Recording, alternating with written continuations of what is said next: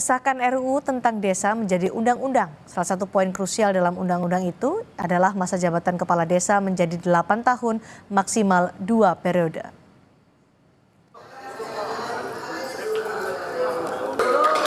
Rapat paripurna yang digelar di Gedung Nusantara II ini dipimpin oleh Ketua DPR, Puan Maharani.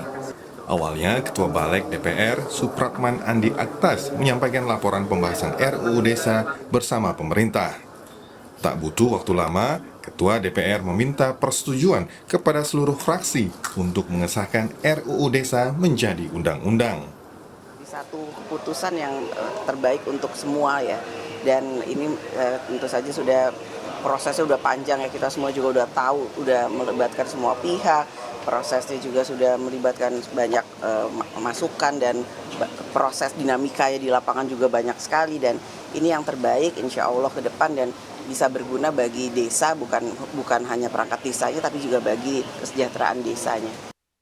Salah satu poin krusial dalam undang-undang tersebut yaitu masa jabatan kepala desa menjadi 8 tahun maksimal 2 periode secara berturut-turut atau tidak berturut-turut.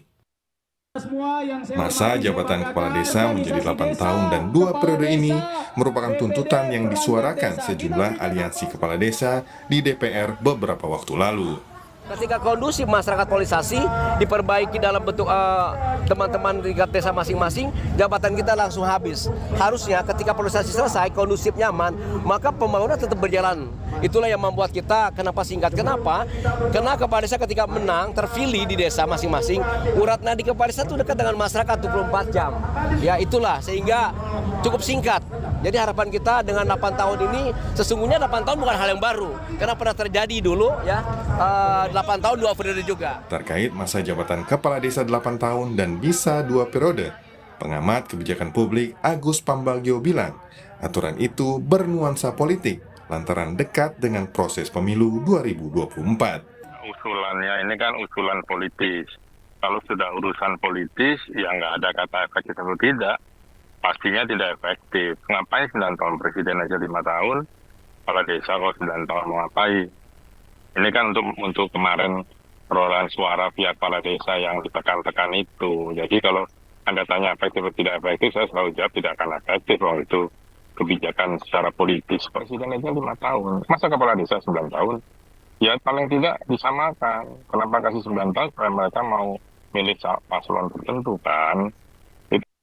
Sementara itu, anggaran desa yang awalnya 1 miliar rupiah per tahun per desa naik menjadi 2 miliar rupiah per desa per tahun.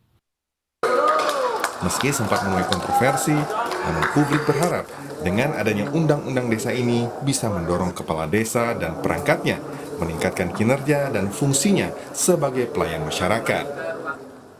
Selain itu, publik pun berharap perkembangan pembangunan di desa dapat lebih pesat dengan dukungan undang-undang ini terkait pengelolaan keuangan desa. Tim Liputan Kompas TV.